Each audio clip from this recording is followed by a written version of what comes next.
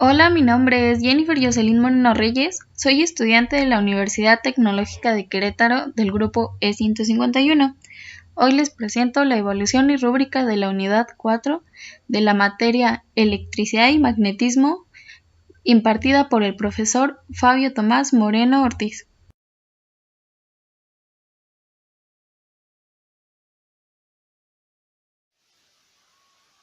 El segundo problema dice: un electrón se mueve con una velocidad de 5 por 10 a la 5 metros sobre segundo a un ángulo de 60 grados con respecto al campo magnético de densidad B. Si el electrón experimenta una fuerza de 3.2 por 10 a la menos 18 newtons, ¿cuál es la densidad de flujo? Bueno, la fórmula que vamos a usar en este caso es fuerza es igual a la carga por la velocidad por la densidad de flujo por el seno del ángulo, o sea, teta. Entonces nos pide la densidad de flujo. De esta fórmula, como tenemos la carga, la velocidad y el ángulo, vamos a despejarla. Entonces nos quedaría densidad es igual a fuerza sobre carga por velocidad por el seno del ángulo. Y ya que tenemos todos estos datos, solamente sustituimos en la fórmula, que nos quedaría densidad de flujo es igual a fuerza 3.2 por 10 a la menos 18 newtons sobre 1.6 por 10 a la menos 19 coulombs, ya que sabemos que esa es la carga de un electrón, por 5 por 10 a la 5 metros sobre segundo, que es la velocidad, por el seno de 60 grados, que es el ángulo que se da acá arriba. Entonces ya como resultado final nos queda 46.3 microteslas.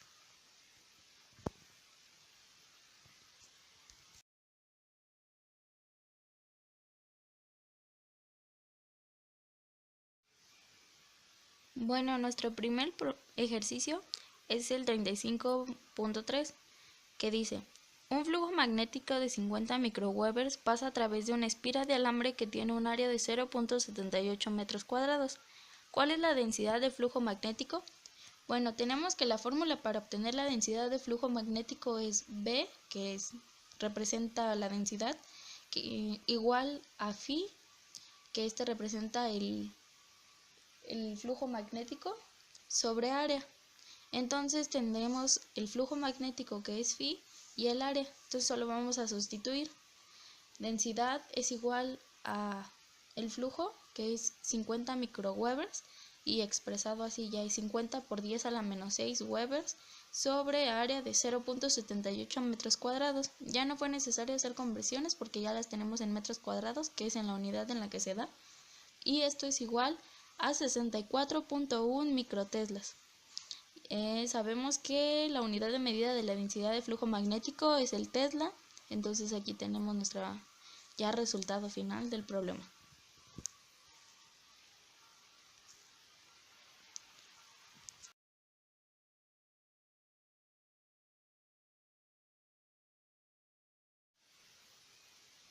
El primer problema, el 36.3, dice: calcule la densidad de flujo magnético requerido para darle a una bobina de 400 espiras un momento de torsión de 0.5 Nm cuando su plano es paralelo al campo. Las dimensiones de cada espira son de 70 por 120 milímetros y la corriente es de 9 amperes. Bueno, para obtener el momento de torsión sabemos que la fórmula es momento de torsión igual al número de vueltas de la bobina por la corriente que circula en esta, por la densidad de flujo magnético, por el área, por el coseno del ángulo que se forme de acuerdo al plano con el campo. Entonces, en este problema nos está pidiendo la densidad de flujo magnético y nos da todos los demás datos. Entonces vamos solamente a despejar de la fórmula densidad de flujo magnético y me quedaría B es igual a T sobre N por I por A por el coseno del ángulo. En este caso, al decir que es paralelo nos imaginamos algo recto, entonces esto no forma ningún ángulo, por lo cual sería 0. Y ya previamente aquí saqué el área de multiplicar el 0.7 por 0.07 por 0.12 milímetros metros, ya convirtiéndolo a metros, y me dio 8.4 por 10 a la menos 3 metros cuadrados ya de esta operación. Entonces ahora ya solo voy a sustituir la fórmula. B es igual a 0.5 newtons metro, que es el momento de torsión, por las 400 vueltas de la bobina, por la corriente de 9 amperes, por el área de 8.4 por 10 a la menos 3 metros cuadrados, por el coseno de 0, ya por lo que explicaba del ángulo, y sabemos que el coseno de 0 es igual a 1, entonces pues podríamos relativamente eliminar a esto, que sabríamos que es esto, y ya haciendo la resolución en la calculadora nos queda entonces que la densidad de flujo magnético en este problema es igual a 16.5 militeslas.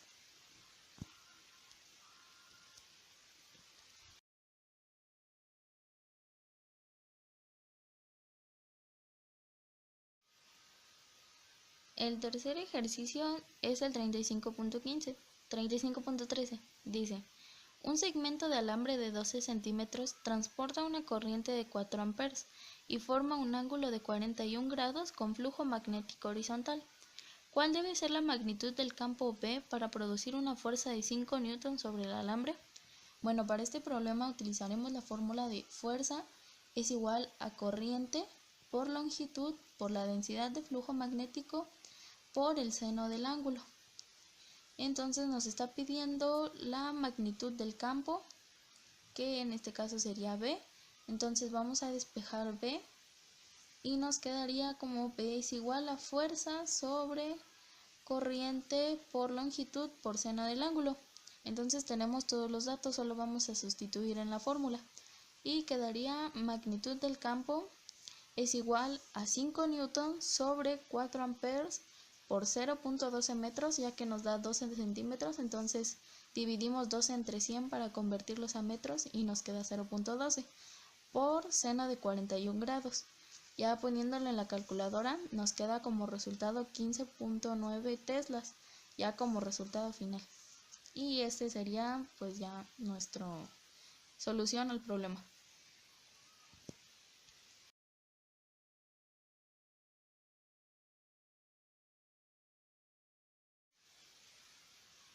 El segundo problema es el 36.5.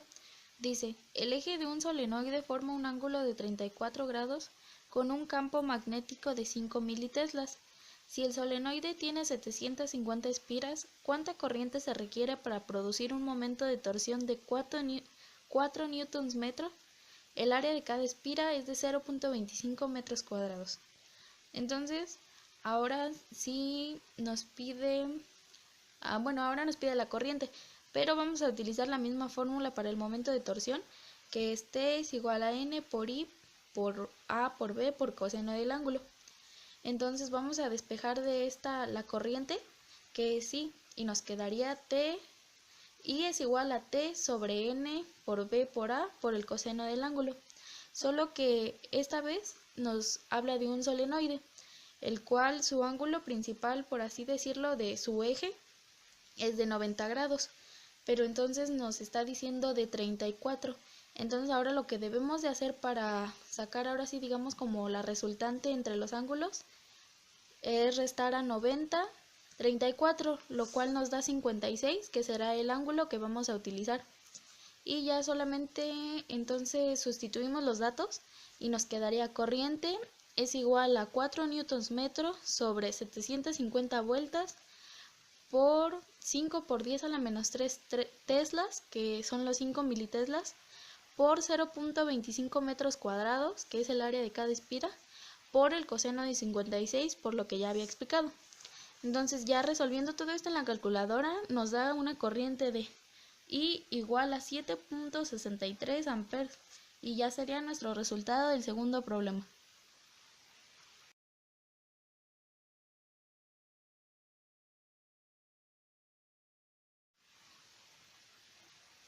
El último ejercicio, el 35.21, dice, un solenoide de 30 centímetros de longitud y 4 centímetros de diámetro está enrollado de manera muy compacta con 400 vueltas de alambre alrededor de un material no magnético. Si la corriente del alambre es de 6 amperes, determina la inducción magnética en el centro del solenoide. Entonces, para este problema también vamos a usar una fórmula donde B representa la inducción magnética, que es igual a la permeabilidad, en este caso del aire, por el número de vueltas, por la corriente sobre la longitud del solenoide, bueno, la parte donde van los rollitos del solenoide. Entonces, tenemos todos los datos, solo vamos a sustituir. Sería inducción magnética es igual a la permeabilidad, que sabemos que la permeabilidad del aire está dada por 4pi por 10 a la menos 7 teslas metro sobre amper, por el número de vueltas, que son 400, por la corriente de 6 amperes, sobre la longitud del solenoide, que es de 30 centímetros, pero lo tenemos que convertir a metros, así que lo dividimos entre 100 y nos da 0.3. Ya poniendo todo esto en nuestra calculadora nos da como resultado 10.1 militeslas, que ya es nuestro resultado del problema.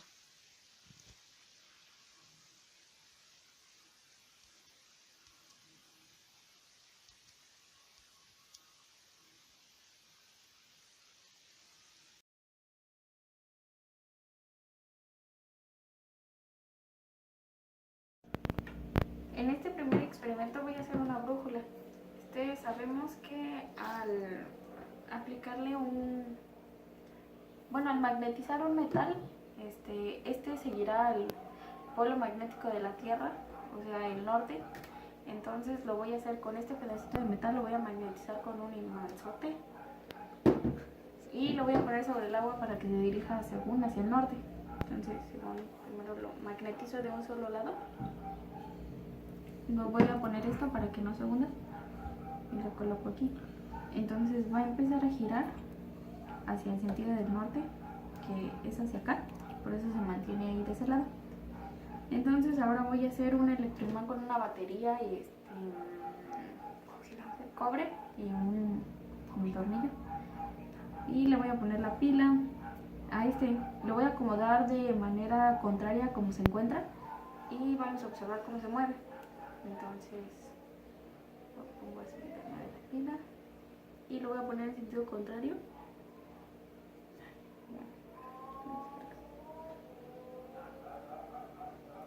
Y se mueve. Si lo hago al contrario, de la misma manera se acomoda. Bueno, es que aquí es porque se pega, pero se mueve en sentido de esto. Y esto es porque el electroimán emite un campo magnético a cierto rango que va a generar ahora sí que atracción hacia un metal. Por ejemplo, si lo pongo aquí, como estas cosas también son de metal, las va a atraer. Sirve. Entonces pongo esto y va a atraer los clips. No genera tanta no es tan magnético, pero sí se ve como los atrae. Y eso es lo que ocasiona en esta parte de aquí, por eso el metalito se mueve en dirección del que se encuentra En el anterior experimento vimos cómo se generaba un campo magnético a partir de un campo eléctrico, que en este caso era la pila, hacia los metales. Ahora va a ser al revés. A través de una bobina, voy a, por así decirlo, alimentarlo con un imán. Lo voy a frotar, a girar un poco aquí encima de la bobina y vamos a ver cómo con el multímetro podemos medir el voltaje que se genera, pues ahora es como decirle, entre ellas. Esta es una bobina de gran tamaño, tiene muchísimas vueltas y por eso nos va a generar mayor amperaje que si ponemos una bobina de este tamaño. Entonces ya tengo todo conectado. Ahora voy a poner voy a acercarle el imán y si lo acerco mucho empieza a marcar números grandes, y si lo muevo un poquito se ve como las variaciones son pues notables. Va de 40 microamperes a 12, Y así si lo voy moviendo, ya genera eso. Genera más, pero en esta cosa no sé por qué se mueve tan feo. Y pues entonces en este se ve lo contrario que en el otro experimento, porque ahora el campo magnético que genera el imán genera electricidad sobre la bobina que tiene muchas vueltas. En este experimento voy a demostrar la ley de Faraday, que dice que al generar un campo magnético sobre un material magnético, en este caso el aluminio no magnético, se va a reconocer la FEM, que es la fuerza electromotriz. Por eso, al poner esto en el centro de la lata y hacerlo girar, la lata va a comenzar a moverse y a girar al paso de este.